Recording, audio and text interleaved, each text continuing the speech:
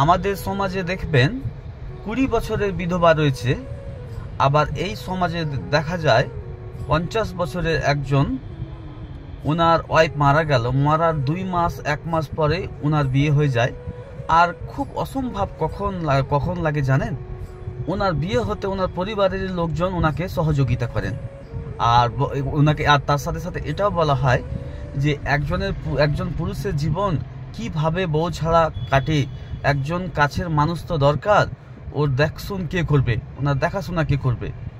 তো খুব খারাপ লাগছে ভেবে যে একজন মানুষের দিক দিয়ে, একজন ছেলের দিক দিয়ে আমরা ভেবে নিই যে ওনার দায়িত্বটা কে উঠাবে।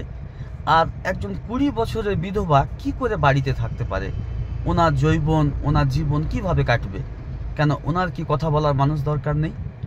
তো আমি ছেলে পক্ষ এবং মেয়ে পক্ষ দুইজনকে বলবো, দুই পরিবার মিলে যেইভাবে ওই মেয়ের বিয়ে দিয়েছিলেন, মানে ছেলেরা নিয়ে এসেছিলেন আর মেয়েরা বিদায় করেছিলেন নিজ মেয়েকে, দুই পক্ষ মিলেই সেই মেয়ের আবার বিয়ে দেওয়া দরকার। কারণ এটা ঠিক, জীবন একা কাটা যায় না, এটা অসম্ভব। আমরা জীবন একা কাটাবার জন্য আসিনি। হ্যাঁ, এসেছি বটে, কিছু সময় পেরিয়ে যেয়ে যখন আমরা 60, 65, 70, তখন সেটা একটা আলাদাই দিক। কিন্তু যৌবনকালে বিধবা হওয়া, একজন মেয়ে 20-22 বছরের বিধবা হওয়া, এই মৃত্যুর চেয়ে বড় অভিশাপ।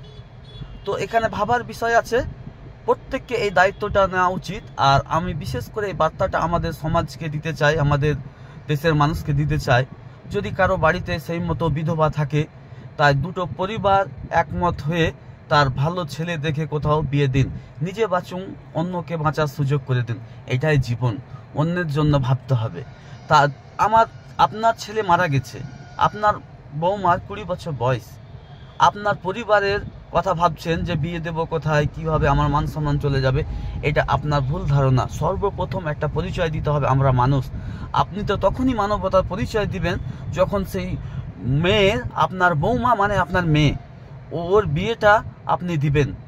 আর আপনি শুধু একাই দিবেন না, মেয়ে পক্ষরাকে ডেকে এক জায়গায় হয়ে দিবেন। ভাবুন, ভাবতে পয়সা লাগে না। এটা আমার নিজস্ব মতামত, আমি বললাম। যদি ভালো লাগে ভিডিওটা সকলে শেয়ার করবেন আর আমার পাশে থাকবেন।